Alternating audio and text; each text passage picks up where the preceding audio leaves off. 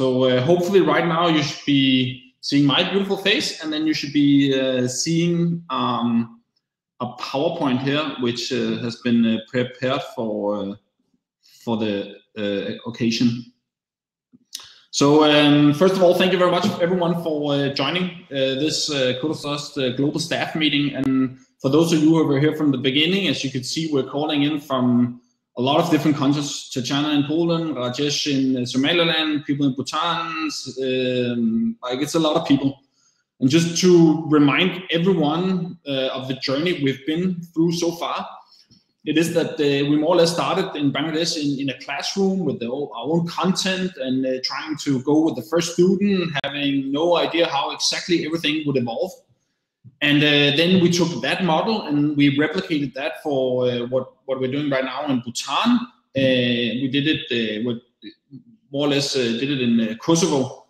And then the next logical step was to bring what we've been doing online so that it become more scalable and we would be able to reach more people. So at the beginning of this year, we spent a lot of time on taking what we've done for almost 1 year and bringing it online. So we took the first step of doing live classes, doing online support, etc., launching different features that would support the whole effort of bringing Codertrust online. And in that process, also of scaling, we then had a team located and spread around all around the world. And what we're trying to do now is to unite the organization into one corporate structure that everyone is focused on the online operation and providing our services through the online platform. So with one robust platform developed out of Kosovo, I think now we more or less have everything in place in order to get as much as possible online. That doesn't mean that whatever we've been doing so far that that will just be done and we will not use that anymore. On the contrary, the online is our starting point, and that's where we're broadcasting out all the high quality content. And we will always have a local component with student ambassadors or student assistants or even mentors that will be physically located at one of our centers or some location which might be an affiliate to Codertrust, where they can do traditional classroom training, seminars, extracurriculum activity, whatever. So in that sense, we're not really making the jump from offline to online. We're more trying to create a new model where we're online first in one organization. So we have a heavy footprint when students come to our website. You have to remember, before this, when you came to our website, it wasn't really updated, etc., because all our focus was on the classroom. Now we're bringing it online, and all our intention is on that particular visitor that goes into our website, meets a person in the chat group, and is then slowly converted through the whole A to Z student process.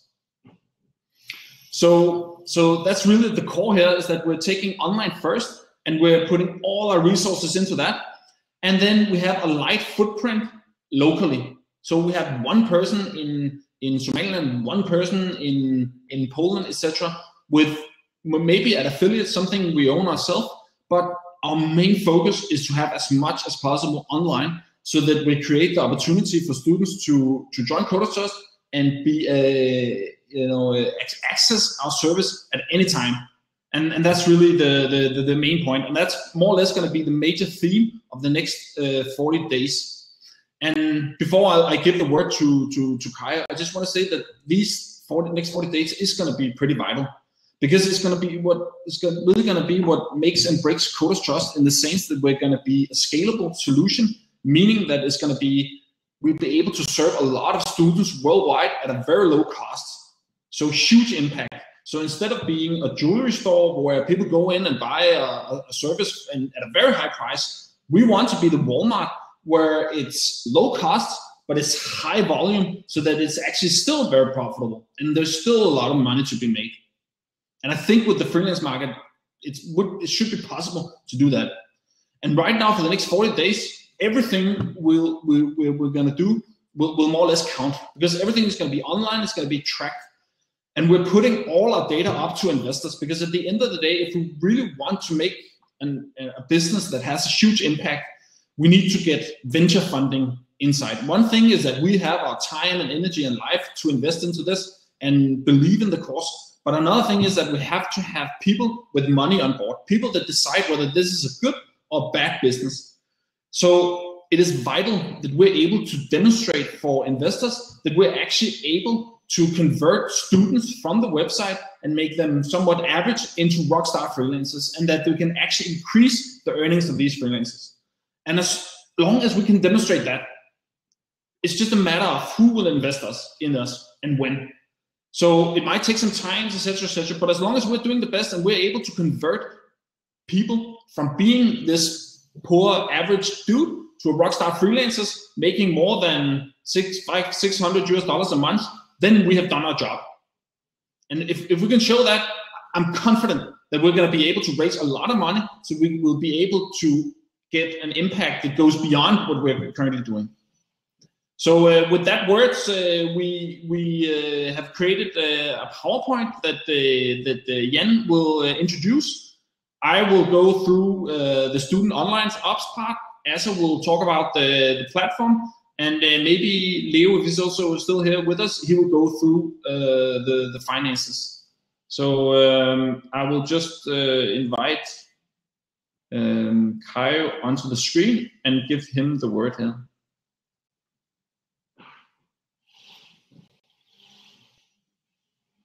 So Kaio, if you can join again, I will also mute, and please let me know if you want to share your screen or you want me to go through the PowerPoint. I want to share my screen. How do I see the view? You don't see present. Ferdinand, can you see the agenda big on the screen when you can hear my voice?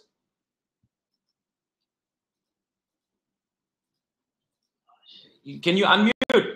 Oh, okay. Oh wow. It's blurry. Blurry is not.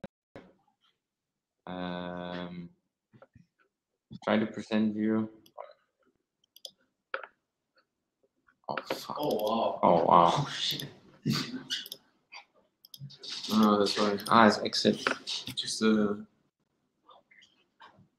But now that's you see, right? First present, no? But then present doesn't work.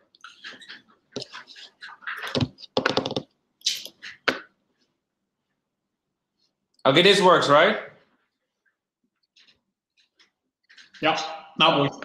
Can you delete your picture, or how can I make this full screen? Because you don't need to see us, right? You just need to see the slides. Otherwise, it's too small. Yeah. Yeah. Some tech here. So you could undo that, right? Yeah, you need to close yourself. Bam. And also you need to close it. No?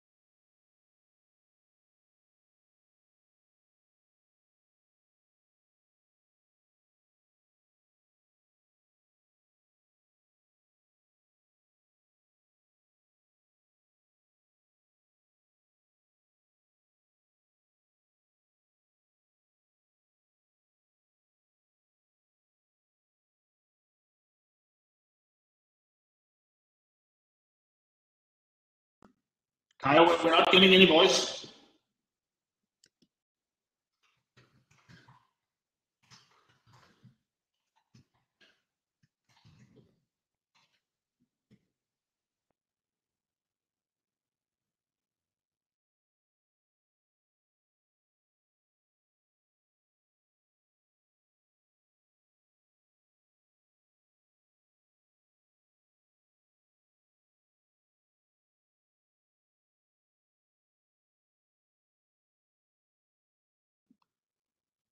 Kyle, there's no voice. You have to unmute.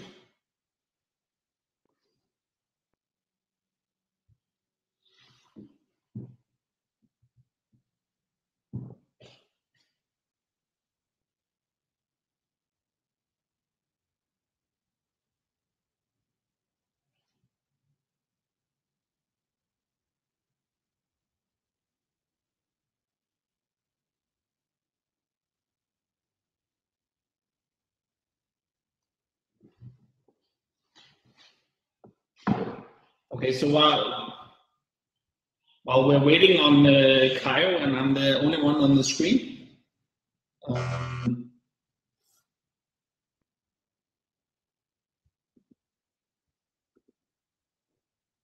just have to invite.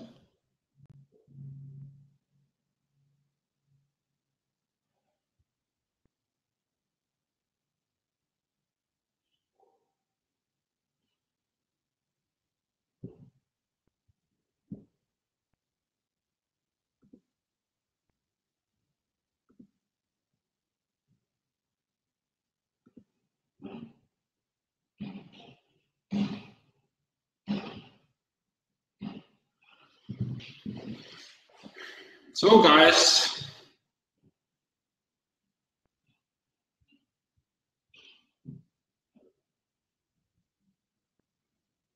I think they actually disappeared now.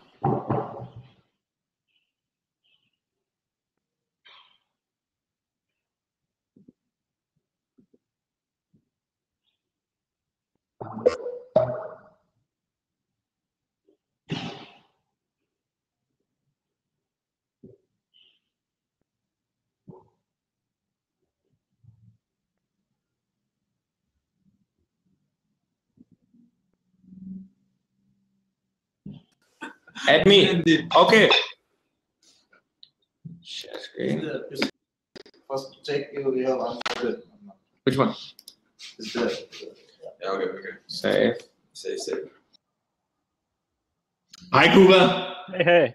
I just thought we could say hello to Kuba while we're waiting on the people in the meeting. Yeah. I'm now Are here. you in Warsaw? Yeah, in Warsaw.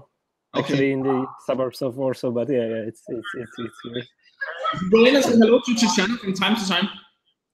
Yeah, as she's here. So, hey guys. Okay, but I think Kyra and those are ready. So I'll mute you again. Sorry. Good to see you. Fantastic, Kuba. Can everyone hear me? I was so close after breathing. But how the fuck can you change it to the screen? What's the screen share now? I'm not sharing now. Yeah. Then close. Okay. Wait, is there a voice? Can you everyone hear me? Yeah. Just write yes, please. Success. Great success. Okay, after 45 minutes, we are starting our agenda. But it's always like that. It's always like this, right? So it's fine. So we jump quickly, and I think Ferdinand captured most of it. And we were just aiming the next 40 days to really have a united team, and in 40 days can achieve a lot. Because end of the day, we're literally building the biggest castle around the world, from Ukraine to Somaliland. And I think if we just put everything on a plate and make it transparent and put the light on it, the most important of those next 40 days is not to the outcome itself. It's just to as a team make this get the rocket up in the air. And you will see by the end of the day what crazy things we're all doing, what you probably don't know about. And it's not like the students or investors. It is us and the team, and everyone should know all the great parts that we're doing. And it starts by the students and ends with the development. So that's why everyone will get a few minutes from the growth hacking with Merhan, student ops Ferdinand, Dev, that is Essa, and the finance with Leo. So just tell how the team is looking like and what the goals are. And now, and we should all ask ourselves the very simple questions. What do we need to do to enable 1 million talents? And that means we need to get them on our platform, and what all process needs to be done. And end of the day, it's pretty simple. That is just the T and the T. It is the tech and the team. That's what we need. And the tech starts with the platform, but end of the day is way more than this. Everything. It goes that Misan is using the tech of QuickBooks to plug it into Kuba's Clipfolio to show this on our PowerPoint presentation that Ferdinand is doing to investors. It is the growth hacking team, everything, right? And just if we have one united team, we're able to do it. And you know, just look at the current point right now.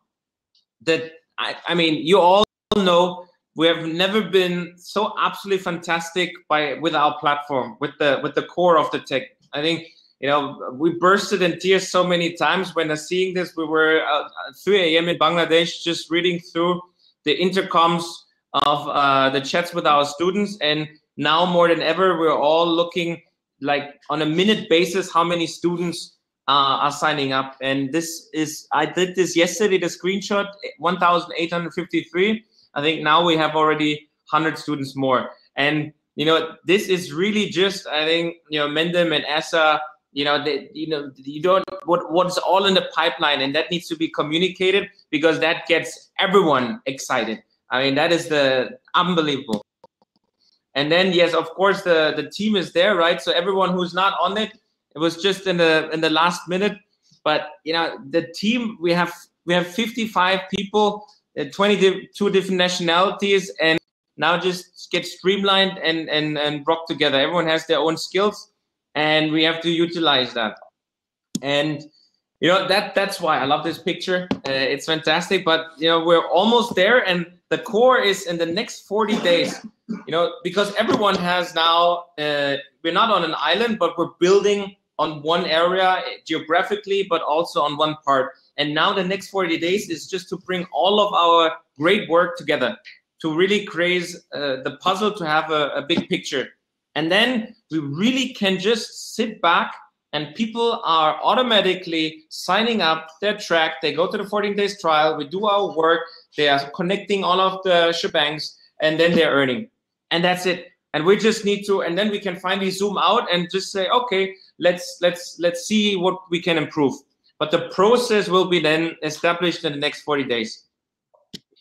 And so what will happen, I think, at the beginning, what from our side, from the company perspective, so that everyone in the company can say, okay, I'm running as fast as I can and I'm doing my best. We also need to do our best. And that starts with stability, right? So 40 days is chosen because 40 days is a good time frame. It is short term, but it's still, you know, it's a few weeks, so you can create a lot in it.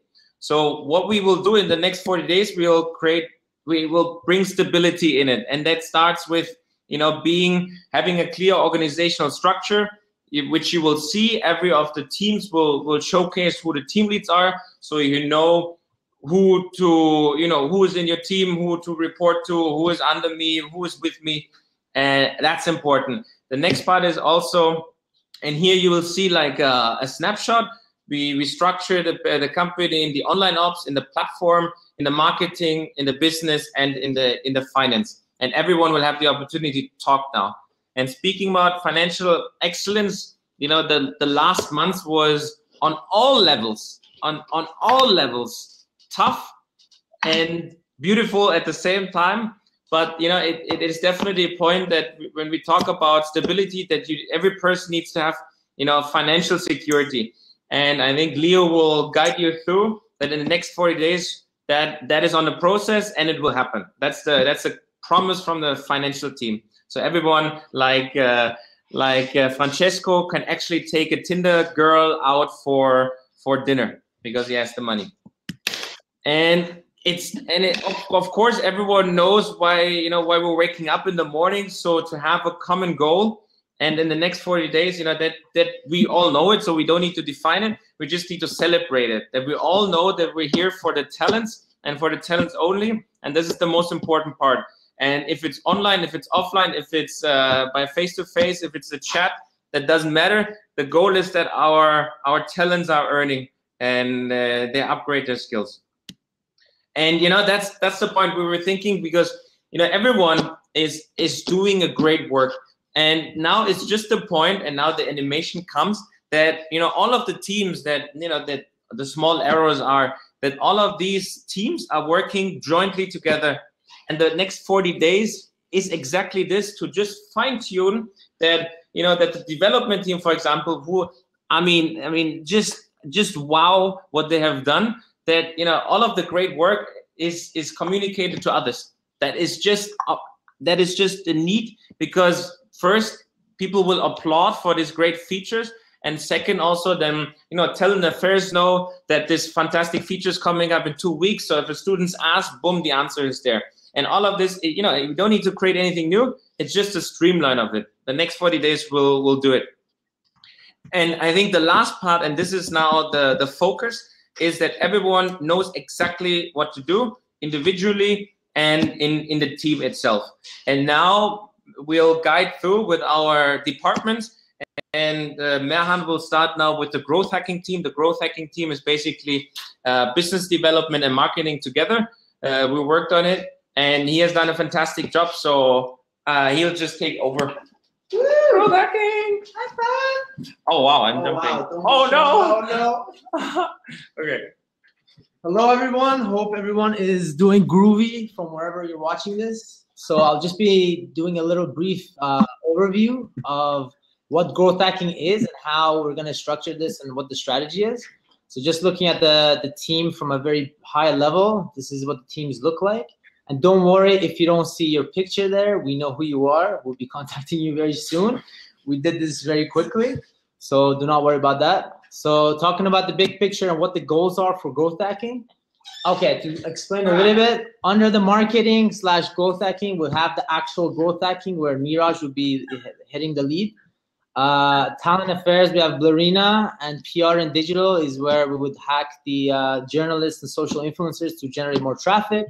And on the biz dev side, we got the jobs and impact with the job portals with Gio, the franchise model with Francesco, and then going into the different operations with India, with Yash, and Osmani with BD.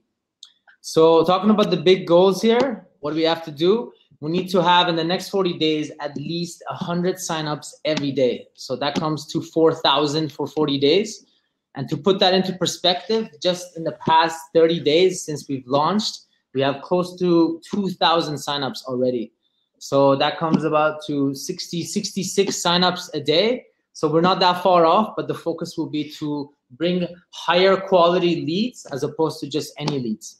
And of course, on the conversion side with the subscription model or the 10%, we're aiming for 20 conversions per day, which comes about 800 for the 40 days. And those are the processes that we're setting up as we go. We're doing it manually right now to see who's interested in the 10%. Hopefully the features on the platform will catch up to that. And so we will be able to onboard people onto the 10% much easier.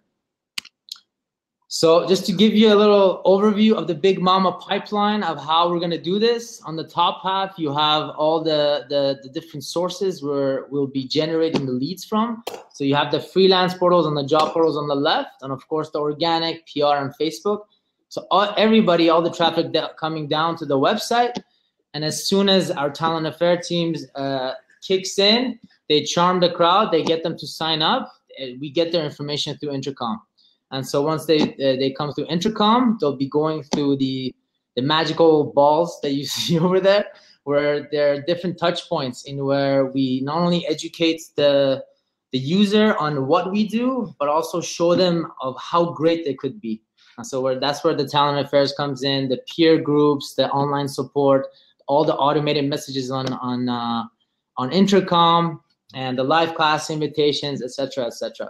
So the golden rule of thumb is that you need 7 touch points to convert anybody to whatever your business is. As you can see, we have much more than that, and each of those touch points is actually many more touch points underneath. So that's a little overview of the pipeline.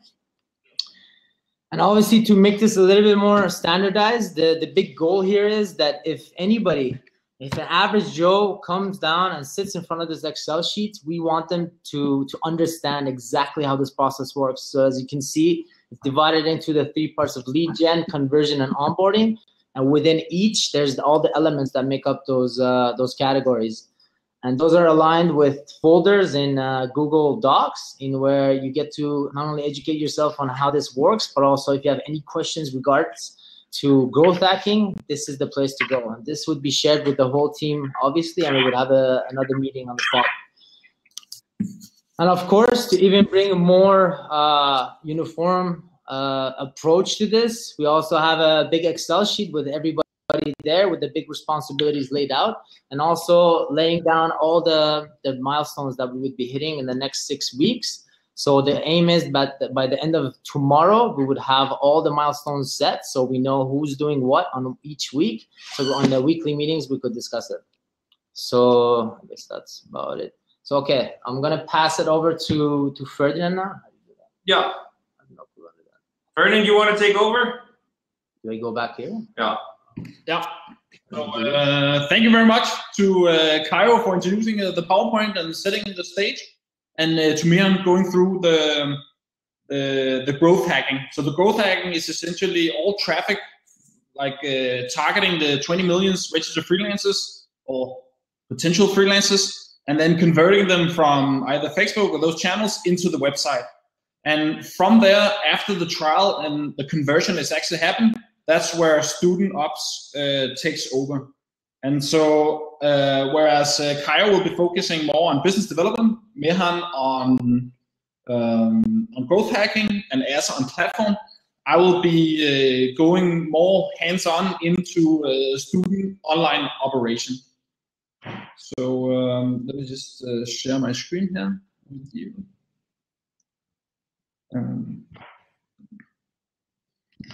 Okay, so the basic of the student online operation, it's essentially a continuation of what we've been doing so far, and trying to capture all the lessons learned and continue what has been a success, and try to the widest possible extent and degree to bring it online.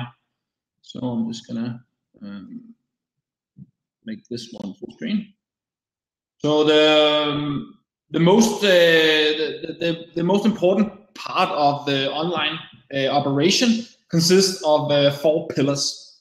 So we're gonna have a live ops team with online code mentors and career advisor. And as of now, it's going to be Lauren, who's in charge of the code mentors, and Patricia on the career advisor.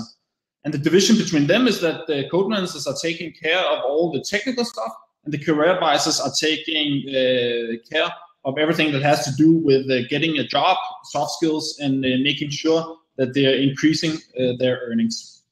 So, and of course, our goal is to have 24/7 support, covering every day and time, so the students can always go in and be online, right? Like our goal is to figure out if we can find someone from the US, South American time zone to be included as well. Then the second thing is that we're going to have live classes, where we did a lot of experimentation, especially in Bangladesh, of broadcasting out to the different regions, and we have to continue that, making sure that the live classes, which are going to be there every day, is going to be the best possible instructors. So every day the students will be able to go in and watch live classes. Then, of course, there's all the content, which is organized into blocks. So student online ops will not as such be responsible for the blocks, but we, of course, will be supporting them and guiding the students through it. But the point here is that we'll be focusing on Code School and Udemy. And I think one of the lessons learned is that we've been trying a lot of different tools and experimenting, but now we're kind of streamlining everything and making sure that we're only relying on few tools, but then we get really good at it and we perfect it, and we get to the point where we're using all the features. So we're really able to provide the best possible service for our students. And then the final component is the offline assistance. So we're not completely dismissing that there will be an offline component, but it will not be the mentors. The mentors will be online as support. The instructors will be live classes, but offline in the actual classroom will have assistance. So from time to time, that can as well be a mentor, as we're doing it right now in Kosovo, and we're doing it in Bhutan, where there's an actual mentor sitting together with the students. But over time, we have to go towards a model where the best people, are the most experienced one, are sitting online, and are able to support as many people as possible. And we can have either existing students or students with a good track record to be those offline assistants. And for the offline assistant, the idea is to cover all the areas that are where we right now have students. So not only create small agencies where they can drive students, so we have small local internet cafes where we can drive in students, but also cover the areas where we now can see online that we have a critical mass of users. And I think I honestly think that we have a huge opportunity to leverage all the students that has gone through a program. So they know Coders Trust from the inside. They have also had, at least the best of them, have had some success on the freelance market. So we know that they can serve as role models for the next generation. And in the start, of course, there was a lot of uncertainties and we weren't perfect with our service. So that's why we haven't been 100% firm on taking the 10% commission. But I think this is a way for them to then repay the organization to become ambassadors and then help people in their local communities to connect with Coders Trust and to connect with the online service where all our current mentors are able to help them. Yeah, so I'm asked to zoom in, but the problem is that I don't think it will be possible to actually show it. So for the organization, it's going to be divided into 4 parts. So we'll have Tatiana as the head of online ops. And then we have Patricia, as I mentioned, as a lead career advisor, Lauren on Code Mentor. Then Rifat will be head of the local ops, together with all the different local mentors that we have all around. So he will essentially be responsible for everything that has to do with the student ambassador, etc. Then Josiah will be a part of the student ops as a data scientist together with Kuba and Irakli. So the goal for the next 40 days is to take all existing students. So right now we have approximately 600 students that are not really on the platform. They're kind of scattered all around and we're not really in control of exactly where they are in the learning process and what they're doing right now. So the goal within the next couple of days is to make sure that we have a clear onboarding process for every student that are in the entire organization. So we know exactly from one central point exactly what is happening with the students in Kosovo, in Bhutan, in Malaysia, etc. And everyone is following the same procedure as being documented in our documentation repo.io. Everything is being organized in nimble scheduling. So everything is organized in one place and not having 10,000 different sheets all around the place. And once we have that in place, of course, the goal is to then take the 100 signups, and then, of course, we hope as many as possible will be converting into actual students, and then scale from the existing probably 1,000 to 5,000 students. So if the growth hacking can deliver those 100 signups a month, then we're going to be pretty busy in bringing in all these people into our funnel. And then the most important part for me, at least, is that in order to make this sustainable, it's important that the students that we have at the end of the funnel, meaning the ones that have gone through the program and is right now earning a commission, that we're able to convince them to pay the 10% commission so we have a financial foundation to keep taking in students. So because, of course, we rely on investor capital to make the big shot here and swing for the fences. But at the end of the day, we need to get to a point where the students that have actually gone through the program are now paying with a 10% commission. We're still providing the support. And based on that 10% commission, we're able to pay our student online ops, the platform, etc., etc., etc. And we'll be able to structure bonuses so there's going to be a clear incentive for people to work their ass off and make sure that students have the best possible experience and they get they're able to achieve the most as possible on the online. So right now, from today or tomorrow, we're going to have different Skype meetings for everyone who's involved in the online ops. We'll be going through the overall goals for each of the people sitting in online ops, and we'll be agreeing on different milestones that we will then continue. And then from there, it's all about getting everything into one platform, streamlining everything. So that's essentially the goal of the student online ops.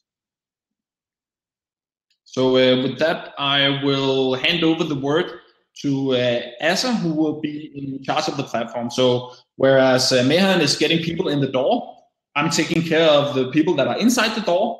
Then Asa's role is to actually make sure that we have a house and it's not raining down, etc., etc. So let me see if I can get him on. There he is.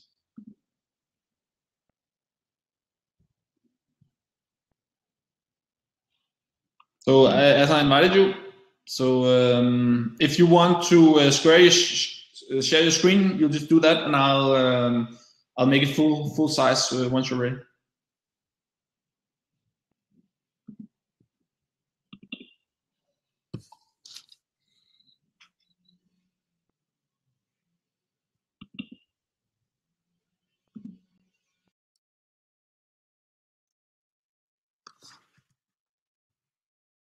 Can you see it, or ready? So right now we see you full screen. I'm clicking on Crowdcast screen sharing is sharing your screen. Yeah, now it's there. Now you have your full screen. Okay. Okay. So essentially, so far the product team has been working kind of together, but to make it clear to everyone in the organization, of course, we have some people who are working on different parts of the product, and that has been, of course, something that is based on their interest and their skills and when they came into the company. So essentially, to make it kind of clear, the three main things that we're working on, and you can see who's actually working on the different things. So one, we have the data squad. That's Lulsim, Armand, and Ekrem. So data squad, I will go through exactly what it is, but data squad is about collecting all the data we can from the third-party tools so we can use it for data analysis. The core processes is everything about the sign up, the trial, the payment, the franchise, making sure that the student cycle from coming in, signing up, and actually until they end Codos Trust time is in place. And then we have the student experience, which is everything about the learn and earn path, making sure that everything the student has in the blocks and everything is in place.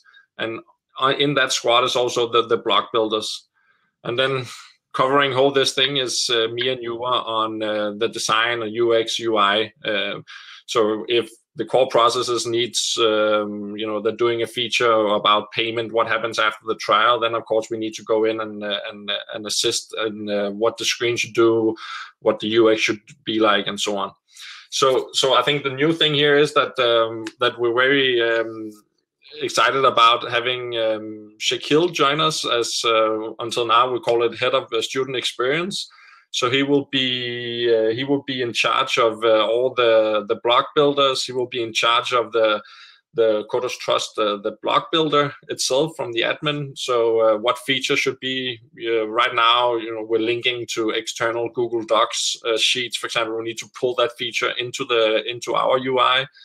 He needs to be on top of partners, so the code schools and the Udemy instructors and all that things. He needs to negotiate with them, and also he's very much the bridge between the student ops, so career advisors and code mentors, gathering feedback from them that they get from the students and making sure that it's incorporated into the blocks itself or the overall student experience. And he will be working with Shumkin on that. Shumkin is right now working. He's been working on the first version of the block builder.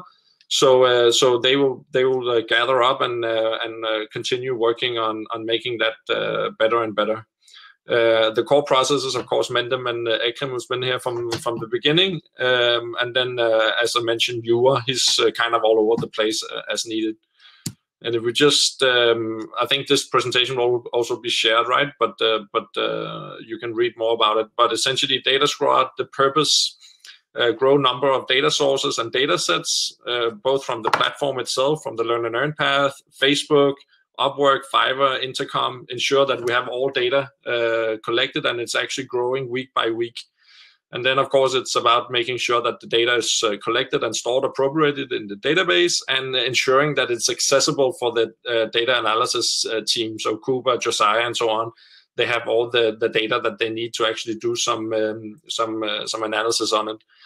And the long-term goal of this squad is to ensure that Coders Trust becomes the data company that we want. So in order to create the student finance algorithm for the unbanked billions of the world, then we need to ensure that we have the data to actually back that up. So the core focus of this squad is that we grow the number of data sources and we ensure that it's stored the right way.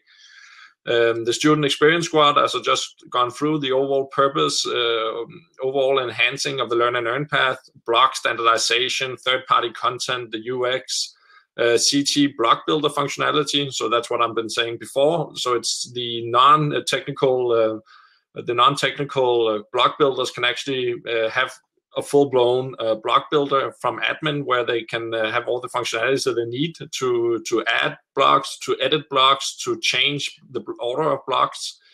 And then also the purpose here is KPI and feedback setup. So both feedback from the mentors and from the students, gathering that and see where we can make the student experience better. And then, of course, it's also about starting to automate the mentor assessment. So right now it's a very manual process. It's about step-by-step automating that. So we also put in some grading of that automatically using third-party tools like, automatic code reviews, grading, and it could also be Grammarly or some other third-party tools for the soft skills and freelancing skill blocks.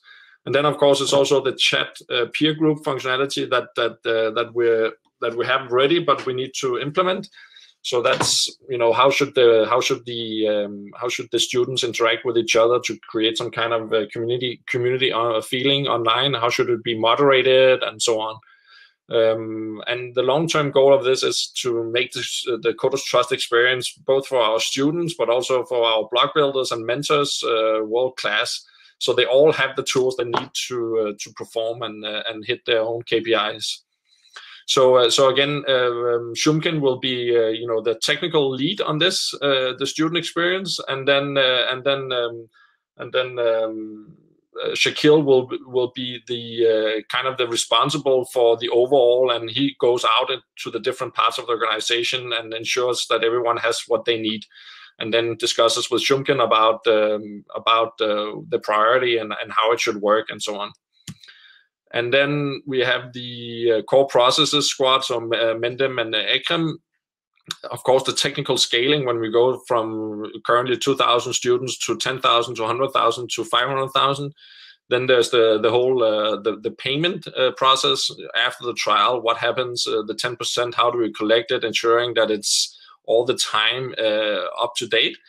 And then it's also the franchise agent setup and implementation. So when Francesco and Yash they go around the world and sign up franchises, then we need that whole process in place. So everything from they can create their accounts, when they sign up students, it's linked to them, the commission share payments and everything like that. And then it's also the core of the profile. So everything about the trust score, going over into Data Squad, what things should we display on the profile of the trust score is the public profile. So step by step making the Coders Trust profile something that people or students they want to have.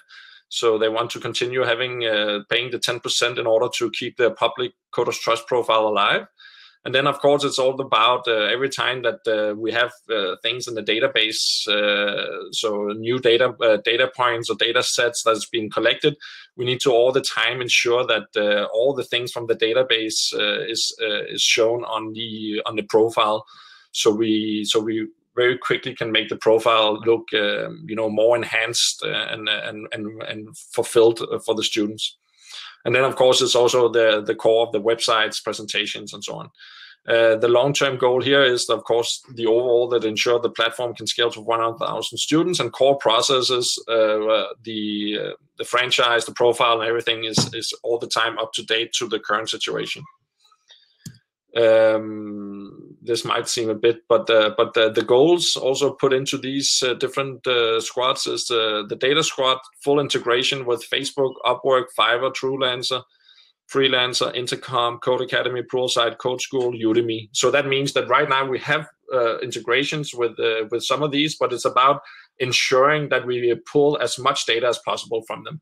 So, for example, Facebook, right now we pull very basic data, but we can actually ask for more permissions step by step from Facebook to get even more information.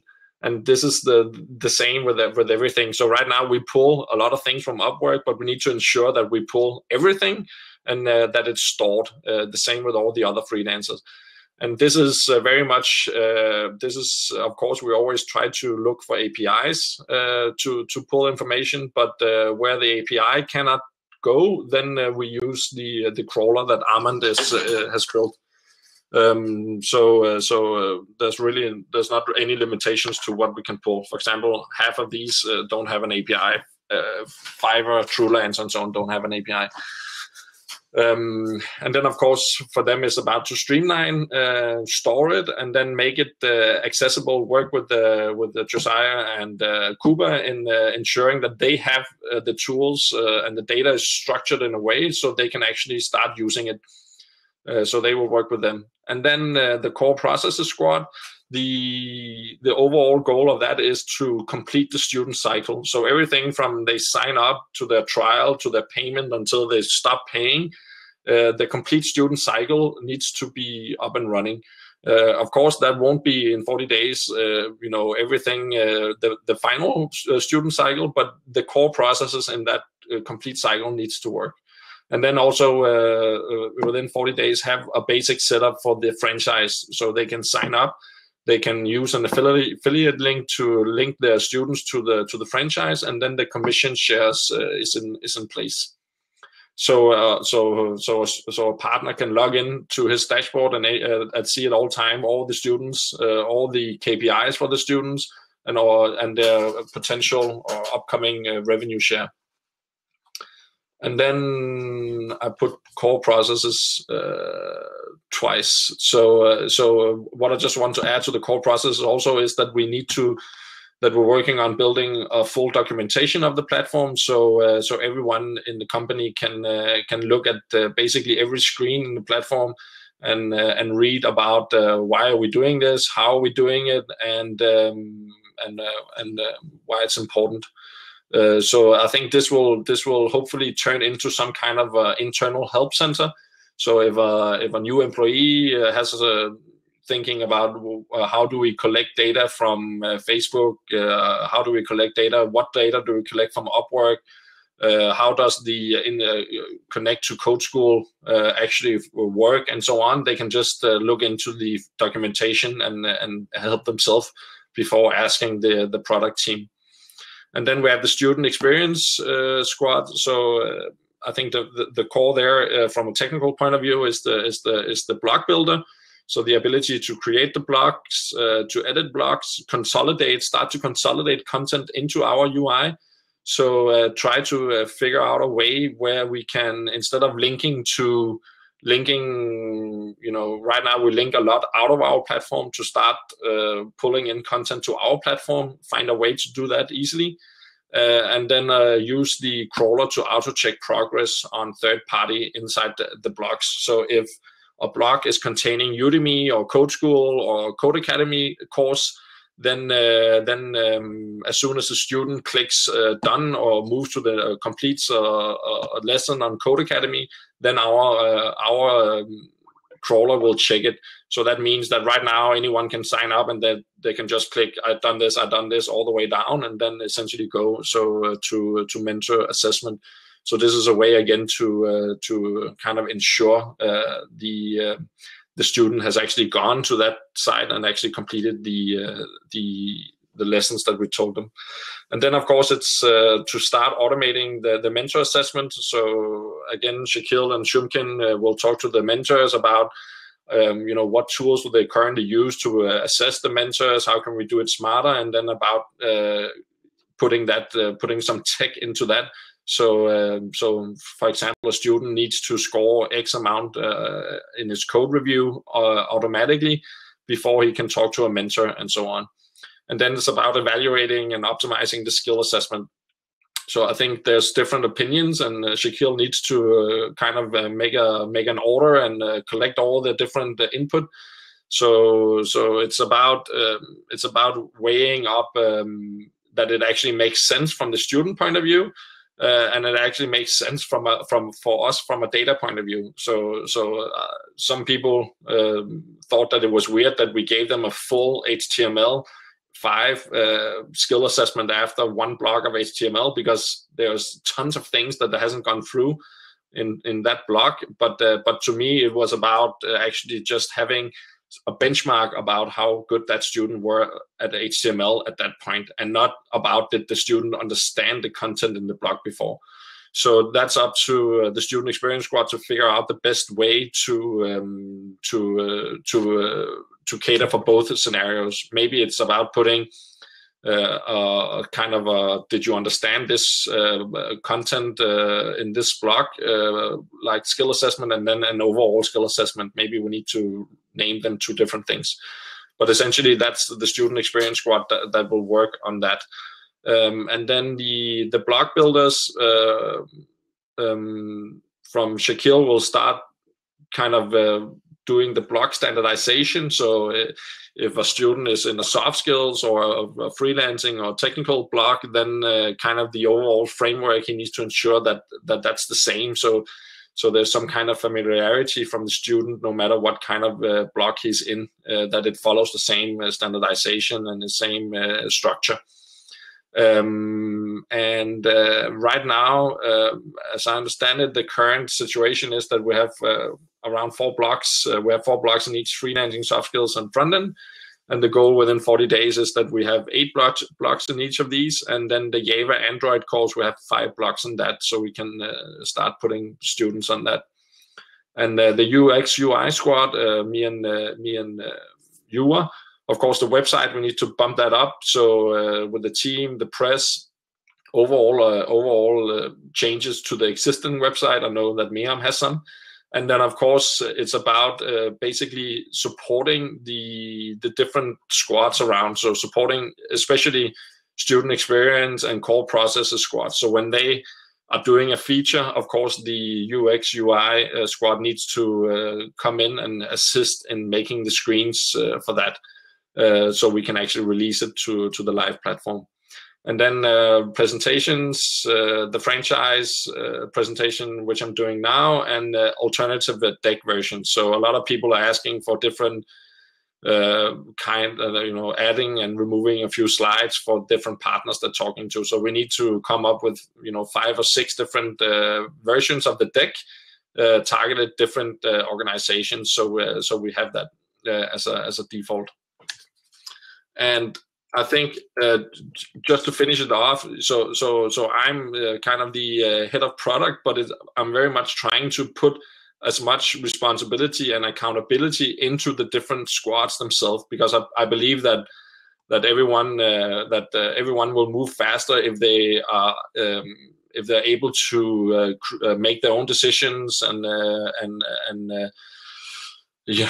make sure that their features are working the way that after feedback and their experience. So the way it will be, as I am the head of product, I will be, of course, in the beginning a lot involved in all of the squads, but over time it's the goal is to make each squad, and we will probably have a larger amount of squads going forward as we grow the team. but it's about making each squad an autonomous, like independent working group that pushes and releases features as they are ready, instead of me top down saying that this week we need to finish this. So in the beginning, I will be involved in everything, ensuring especially that the long-term vision is in place for each one. So all the squads, as Jan told, is working towards the same goal, so it's not running in different directions. And then Shaquille, who's like the head of student experience, will also be working a lot in his squad, but also he will be having the overall responsibility of the block builders, recruiting new block builders, ensuring progress of the blocks is in place, the budget is in place, and so on. So I think that's the overall. I don't know. I haven't seen if there's any questions. Otherwise, just shoot.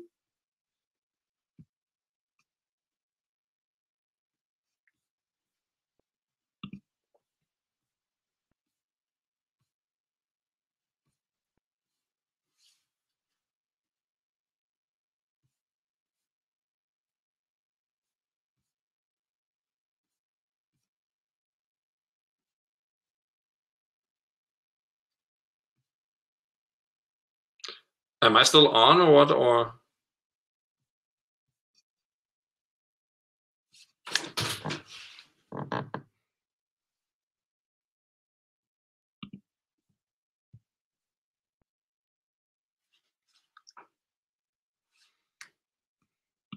okay, so I think we jump to the new because this one is running out in 1 minute. So just click the link on Kyle posted.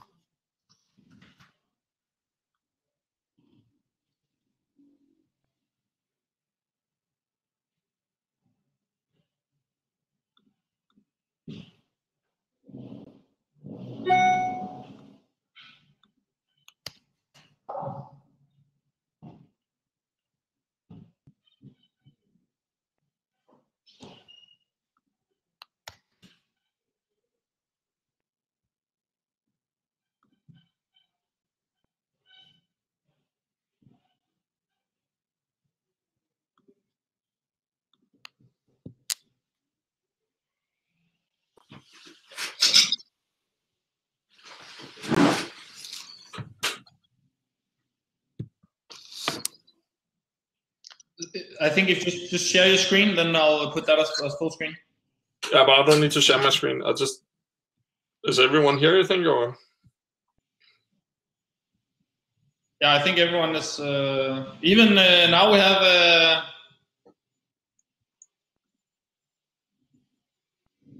Now we even have Bernadette on. Super. Okay, so I just wanted to finish with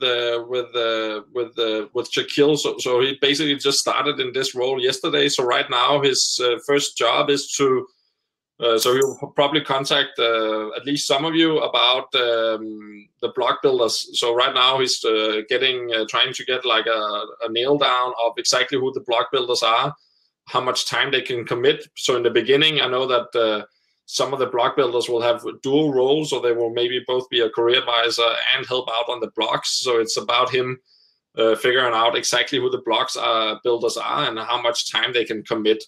So he will actually, so as soon as we have that in place, we will update the organizational structure with that, so everyone knows exactly who's working on the blocks. So right now, the names or the people you see on the block builders is not a up-to-date list. So keep that in mind. It's not complete yet. I think that was it for me.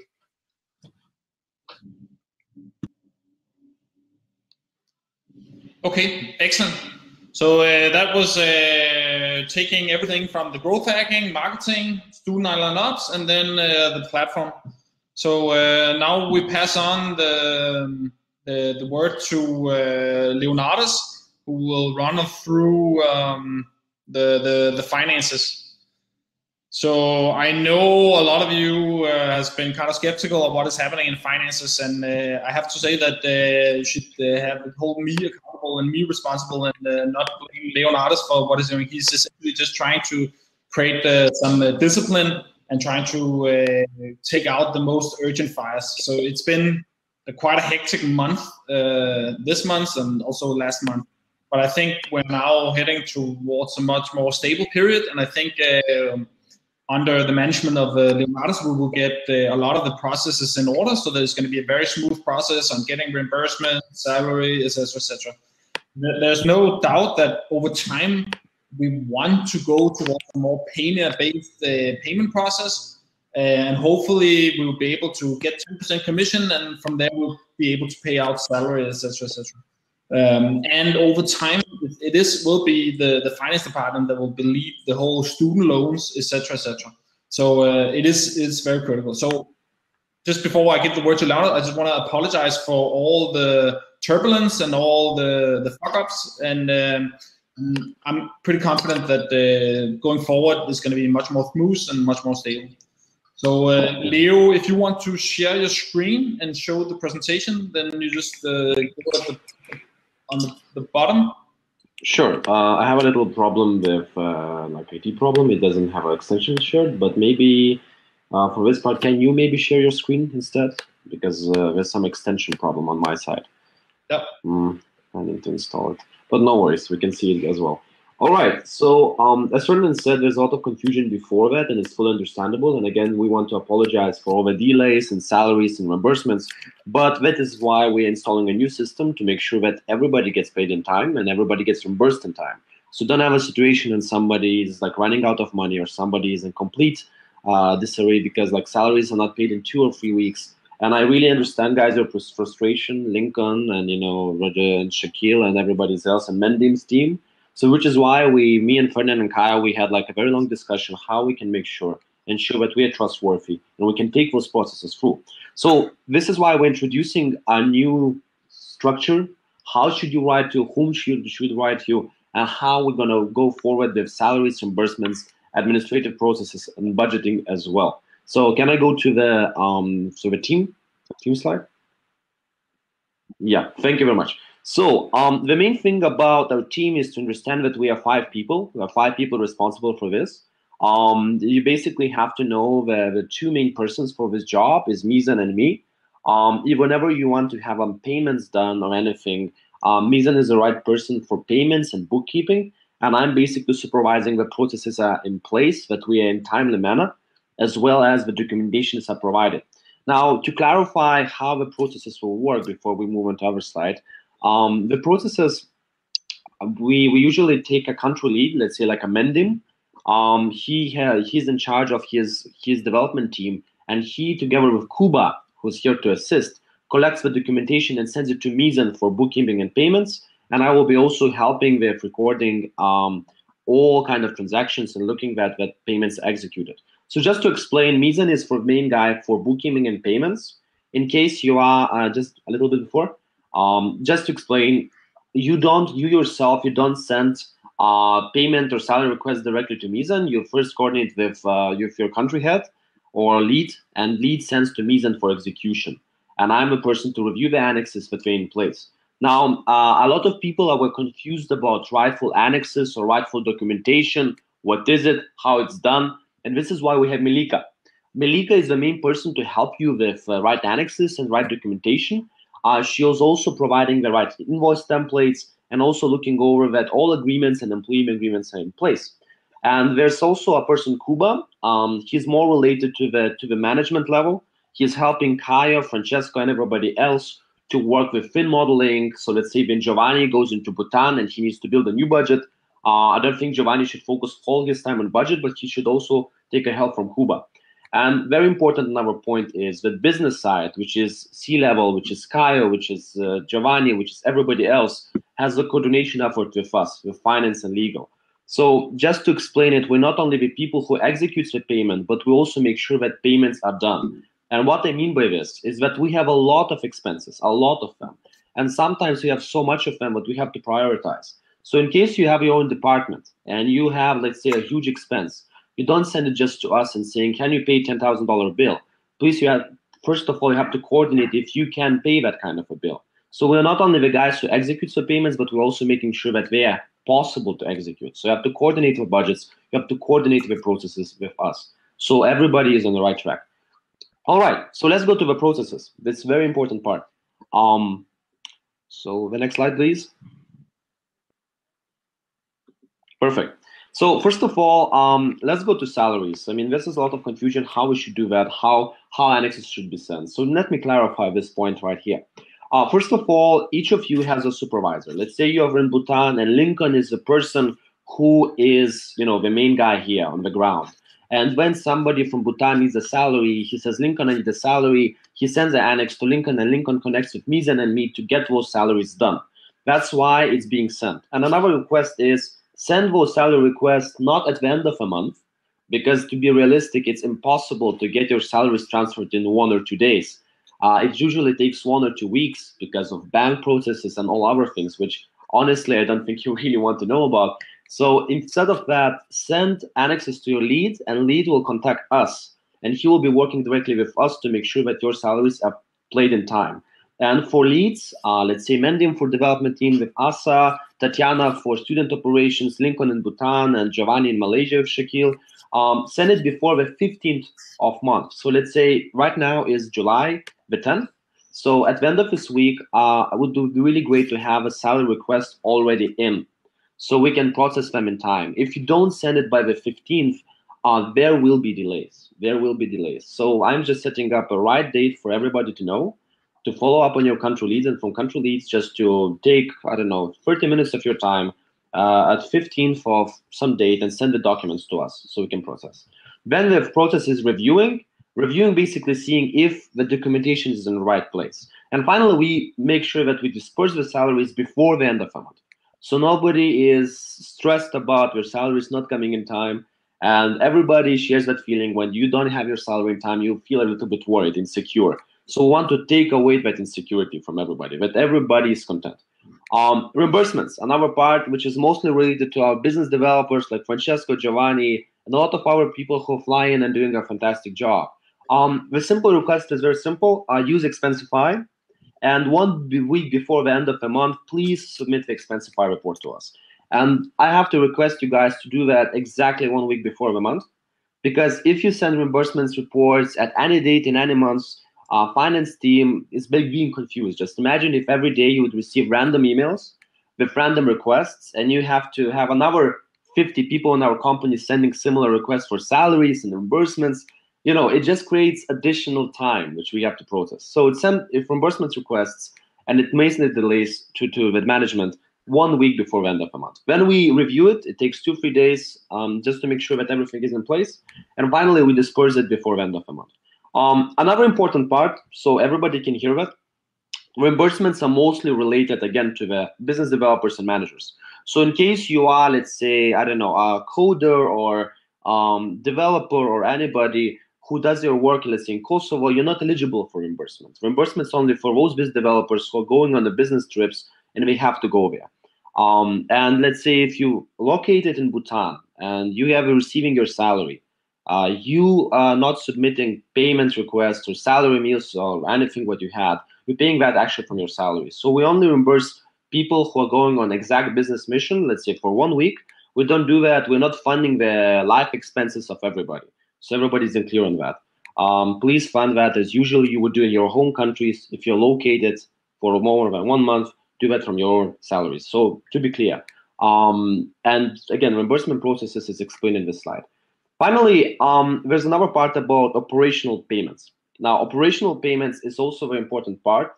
Whenever we have expenses for, I don't know, halls or student stipends or anything else to that related, or in future when we move more and more online related to server upkeep and content, again, each week, Thursday, if you have a payment, send requests directly to Mizan and CC me for reprocessing. We have to see that, like, why Thursday, just to explain. Because on Friday, when we send a general meetup for finance and we review the payments and we confirm them. So again, if you want to get your payment quickly done, send that on Thursday. It's a Thursday day is an operational payment day. If you say on Wednesday, that's okay, but it might get lost in our hundreds of other requests. So you guys know when it's sent the right day to send, and then we make sure that it's going to get paid. And finally, we come to budgeting. Now, budgeting is a new feature which we're adding up to the overall company, which should have done before. So that's why we're forcing in it right now. So what we're going to do, especially I'm going to do, is at the end of the month, I'm going to have a call with G or Shaquille or Asa from development side or Mendim or Tatiana in Poland, if everybody, and I'm just going to have a call with you guys to really understand what kind of money you're going to need, why you're going to need that, and you know, just to understand what is the budgeting forward. So, because right now what we had before is people would say, we need $5,000 next week, and nobody knows why do we need them. Of course, it's related to operations, but it's not planned well enough. So whenever you have a request, whenever you want to change a budget at the end of the month, when we disperse salaries and reimbursements, we have a call with country leads, the department leads, and we have just a quick update call. Do we have any changes in the budget? Will we hire additional people? So everything is planned in a very well manner. We review revenues and expenses. We see what is our balance, how is different departments are faring. So to be fair to everybody, let's say country A is performing really, really well. I mean, they're doing an amazing job. And country B, well, they need some more help, right? So we see country's expenses of country A, and we say country A is doing a fantastic job, so we should provide more money for them. So everybody gets a fair deal for their job. So that's why you have to review that as well. And also we build a budget together with country leads for upcoming months. To sum up, we have generally two main rules which we have to follow. First and foremost rule that everybody has to know, me included, Ferdinand, everybody. Documentation equals payment. That means when you write to, let's say, to country lead and saying, hey, I need a salary of, I don't know, $500 or something, or 100 or 1,000, you just say, look, you don't just say I need a salary. You have to say add annex, a documentation, which says that you have a salary. Whenever you say that I have to get reimbursement, you'd add annex for reimbursement. Whenever you say I have to get the operational payment, you have to get the documentation. Because when Mizan I'm gonna open a documentation and we see $1,000 requested, but annex only says $200, we're only gonna give $200. So this is a crystal clear understanding. Documentation equal payments. And I understand there's a lot of urgencies and etc., but we can't just go away from the rule. Because if we do, we're gonna let down our partners in World Bank, in Bhutan, in all other places, which use the same rules for us. And second rule, also very important, budgeted equals approved. If we have a sudden expense for $10,000 from nowhere, even if it's very important, even if, we won't pay it. So that's why at the end of the month, country leads speak with our guys from the finance team so we get aligned. I hope, guys, is clear. I mean, you're welcome to add additional questions, maybe in more organized manner. But we can actually move to goals just to explain what we're going to achieve for those processes, what we're going to do to code to us, why is it important. So can we go to the goals, please?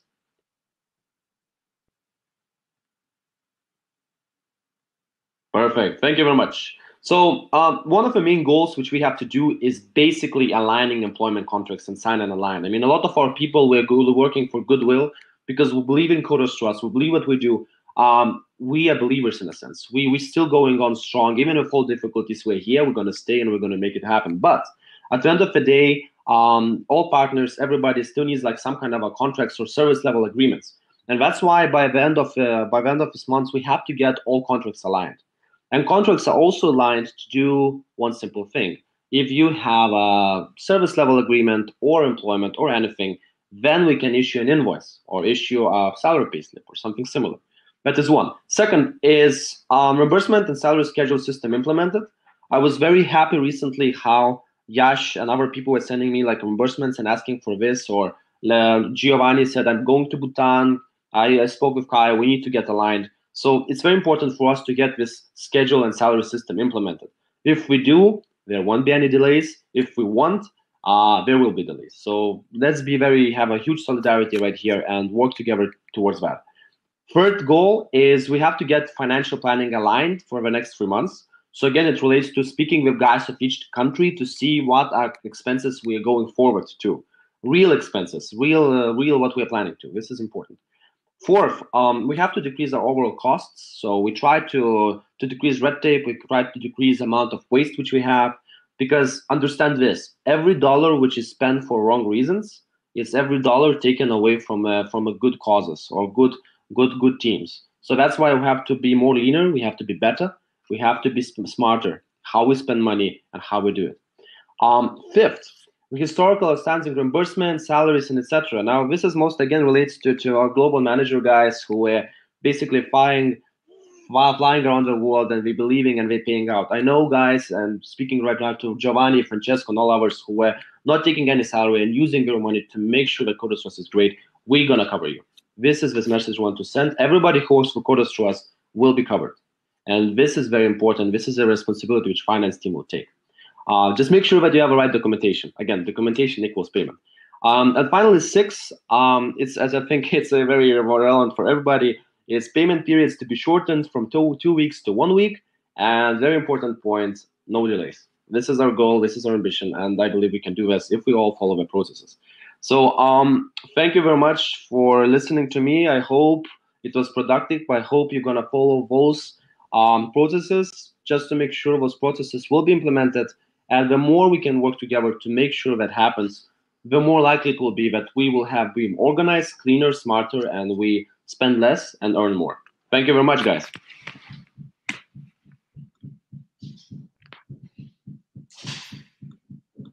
Thank you, Kai, or thank you, Leo, for that great walkthrough of the financials. So I suppose, Cairo, if you want to go through the next slides. I just sent you an invite and you should be ready to jump on. There are no more seats left in this event. I cannot screen share. Oh wow, what's happening? Too many. It's 29. That's right. Oh wait, now it's working. Presenter seats. Oh. Can you see it? Yeah, we see it. Yeah. Perfect. No, then it's not. Wow. Okay, fantastic, guys. I think our tough cookie from Lithuania has set the way on the financial terms, and that brings some. When you go back at the beginning, which was almost 2 hours ago, to the 40 days and to the stability, I think that brings some stability in, and it is a structure. And you know, on the 15th, everyone has to submit the salaries. On the last week, had the reimbursements. I by myself, I probably have 400 bills lying around in the apartment that I need to put on expensive. But, oh fuck. Yes, no, maybe. Cairo, are you still with us? Almost that. Yeah, I'm still here.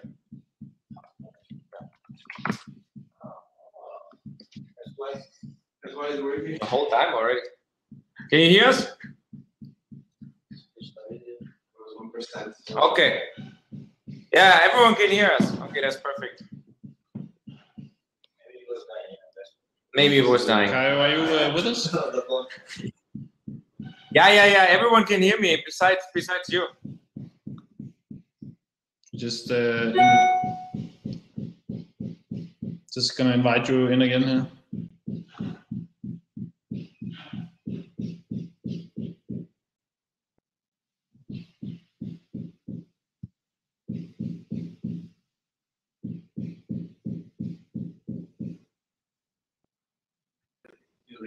Caio, are you with us? Yes. And you want to share your screen? It looks like you're broadcasting from another window. Oh no. No? No. No, I don't. I can control it. I can control the slides from here if you want. Yeah, I control it. But you know, I have the very small slides with just a little funny sentence. But at the end of the day, you know, thanks Leo for the financial structure. I think that is like one of the core pillars of the company. Once that is not there, you know, we're all running around and doubting that the money comes or not. So very important. Just to wrap it up, we're at the finish line. I think it's just now coming back. You all heard now in Bangladesh. Please review the first, not the first 30 minutes, but what happened afterwards. But you got a really good overview what we're doing in the growth hacking part, what we're doing on the student operation part, what we're doing on the platform, and now with the finance. And you can see the first picture, right, with the puzzles. Now the next 40 days, we plug everything together. So that's why, if you can go, Ferdinand, on let's have some fun on the next slide. Yeah, we need to be a team now here. But end of the day, you know, fun. I mean, we all have fun, but I show you some pictures now of some stuff that is happening right now, happened just recently, or is going to happen very soon. And then you can ask yourself, did you know about it? And you know, I mean, at least when I hear about these great things, I'm happy and I love what we do, and that's what we wake up, right? So if you go on the next slide, Ferdinand, you will be pleased to hear that the UNDP is doing one of their first crowdfunding campaigns together with us, and it started with a crazy idea. Ferdinand and me with the containers, to have mobile containers, and suddenly UNDP loved it, and in 2 weeks we're going to launch our crowdfunding campaign with the United Nations together, and it's called Yes, Youth Employment Through Skills in Bangladesh. And absolutely fantastic is that Microsoft and Standard Chartered have already committed to invest $15,000 in it. And if you just imagine, you know, even if you cannot walk straight, you go to the TechCrunch and you tell that the United Nations is working with us together, Microsoft and one of the biggest banks in the world are investing in. Are you writing about us? And if you think about what this means then on a global scale with the marketing, with the pipeline, with the people that come in. So 2 weeks, I don't think that was on the radar for everyone, right? If you go to the next one, I just pulled that data from Intercom, right? So right now there are 120 active users on our new platform from 40 different countries. And you see, Gonzalo, you have to step it up a bit more in Latin America, but I'm just joking. But I think, you know, it's globally represented already. And it's absolutely fantastic that from all sides of the world, people log in and people love it. Americans tell that it's a fantastic platform, and a guy from Djibouti is telling the same. The next slide, this is just, you know, I'm getting super excited because you can imagine Ferdinand, Essa, and me were basically pitching since the incorporation of the company for the last 3 years that there is something or will be something, but it was mainly in our heads, right? All of the platforms that we had, starting with Grameen, starting with following with our Indonesian CTO, etc., was never there. And now this is really something, you know, every one of us can go to the biggest VC and just say, you know, go click on that link and check it out. and it's only that platform is live for 3 weeks.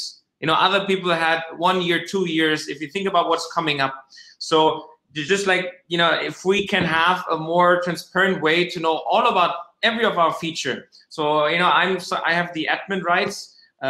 I sneaked it so I can see a bit what's happening. And on the admin side, there was suddenly a blog feature popping up, and nobody knows about it, right? And the developers are working on for 24 hours a day. Absolutely fantastic. So, you know, if we can just share this, you know, it brings excitement to everyone, all the new features that are coming up. And if we go on the next slide. Yeah, we're talking a lot, you know, about the platform and the global domination. And at some point, we're also forgetting what the Bangladeshi team is doing for a great job, because, I mean, you know, these are all not the fake parts. We were at one point covered in all of these newspapers, which are the largest ones in Bangladesh. And at the end of the day, right now, I've never seen this before. We were leaving Bangladesh. At the end of the day, it was Eid, it was Ramadan, and at midnight, people still called and wanted to sign up for the courses. I mean, it's a joke. I don't know what's happening there, but last month they had 120 signups and they doubled their revenue, which is unbelievable. So that also needs to be shared a bit more and celebrated. And last but not least, to close the gap, what is at the end of the day the more important than revenue and the company itself are the students. And if you click on the next slide, I mean, yeah, people need to know what our students are writing. And everyone who tells that that online you cannot have same interaction with the students, they have simply not tried it out. Because, you know, on online, everyone is the same. Everyone has a keyboard and everyone can use one language and emojis. And you are able to connect with the students so much more than on any other mode. And not considering the scale or everything, right? It's just a one-on-one. A student feels so secure because they are home with their family and they're sharing with emojis, which is a common language, or within English, how they're feeling. And this is one of our fantastic students, Babul, who really says, okay, my friends, my family, they don't believe in freelancing and in me, and I want to prove them wrong. And, you know, this is like so many times that when you read this is just the most motivating part of all. And everyone can access this. And we have from the growth hacking side, for example, we have a folder, we call it the success stories, where we are Snapchatting, where we are screenshotting every of those fantastic conversations. And this is our marketing. We don't need to, you know, Kara, you don't need to fear of that you don't have any work. But end of the day, this is it. This is what, you know, can go on billboards and can go on Facebook. Just a simple post like that. Nothing else. That speaks more than 1,000 words. So with that, you know, if we continuously share those great moments, and everyone have those, right? I think on Slack or on these bi-weekly calls, you know, everyone has a smile on their face. And if we go now a step further to the next slide, and then, yeah, let's be proud. Okay, that's like, this is kind of the same slide for waiting for applause, right? So, yeah. And no, that's fine. The applause is done. Thank you. No, I think, and just now a bit organizationally, so it's exactly 40 days, right? And we're going to have a countdown every day, 49, just like to bring a bit, you know, the passion and the drive in it. And every bi-weekly, we will going to have a call like this, hopefully a bit better managed by us, that we don't waste the first 40 minutes, but just, and then we're going to share what we have achieved in the last week and what's coming up. So that is, if you go on the next slide, Ferdinand, that is basically it. And, you know, every one of the teams from the finance, from the student ops, obviously there will be weekly calls, or they can be managed according to what the situation is within the team. The next call here is in 2 weeks, next Monday. And in this week, we're going to structure it and streamline it. And, you know, at the end of the day, we cannot force people, but we just want to highlight the people who are doing a great job. If you go on the next slide, because people are sharing their stories and the student stories. So I just checked, went on the common Slack channel, and Vikas was doing a great job by posting one of the student comments, right? And it's just, I mean, this is not, I haven't searched for it for half an hour to prove that people like it. You can literally go on a common Slack channel, and that is the last thing that was posted. So, you know, if you do all of this, and then we're all on Slack, and we can like it and share it, and, you know, that really makes an impact. And that was a great job, Vikas. So that is the last part. And before closing, we have done a great initiative in Bangladesh, which was voted by them, and everyone is doing. It's the Thank You Day. And we don't need to go through, which will be a complete nightmare, that every one of us is going and say thank you. But I have the word now, so I can say thank you to Merhan, to Gio, to Francesco, to Leo, because these guys, and to Tatiana, these guys are not, you know, they're paying with their own money for the last 2 months. Everyone is at the urge at the end, and you cannot normally expect that from your team and from your friends. So that is a very much thank you for that. And I hope you have the belief now with the great presentation from Leo that the money will come, and will come on time, and we have that security and stability. So if every one of the, you know, if you just sometimes, because there's so many parts that we're doing a great job, if it's a little part or if it's a big part, that Kara is doing a nice, at the end of his working day, a nice flyer for Yash. You know, just like, let's say more thank you on the Slack channels. Let's say thank you to each other, because that is at the end, we are driving everything, right? We're not doing open heart surgeries or rocket science. It is simple work. It's a lot. So we should be one team at the end. So that was it. Slide 51. What I was thinking here. Yeah. No, I mean, yeah. At the end of the day, right? And I think we're going in the same direction, Essa, by giving the power to the squads. That will be the future. Because, you know, why should we overlook you or, you know, put you into a box? We know now, once the puzzle is done in those 40 days, we have this beautiful picture people can run. And then if people have a crazy idea to do a blog with photography and they have the context, then let it be, let them do, right? And that's how we will do it. So the next 40 days, we'll create the battleship, the castle. I think we found 500 words, the rocket or the skyscraper for it, whatever you want to call it. And then we'll just build it up, and we'll conquer the world together. So by that said, it is already exactly 2 hours. So I think for every one of us will send from the departments a summary of it. I think, Leo, if you can send some reminders when it has to be paid and requested. And then, yeah, we'll get calls right and left. I think Shakil is reaching out for the blocks, and you will see that it goes on a structured way, jointly together, but way more transparent with more stability. Yeah.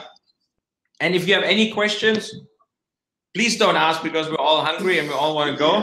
No, but just then shoot, and we have it here. Otherwise, Ferdinand, you have the last words. Thank you everyone for. Just unmute him.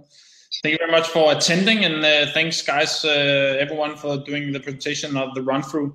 I suggest that if you have any questions, like, let's use the common Slack group and then post them in there, and then the individual heads will be able to reply, and I'll also be able to jump into Slack and make sure to answer if there's any question. So I think the next 40 days is going to be really exciting, and I think there's a lot of exciting things that will happen. So without further ado, I will call this meeting adjourned, and wish everyone a happy week, and I'll look forward to work together with you, all of you, this week. Thank you.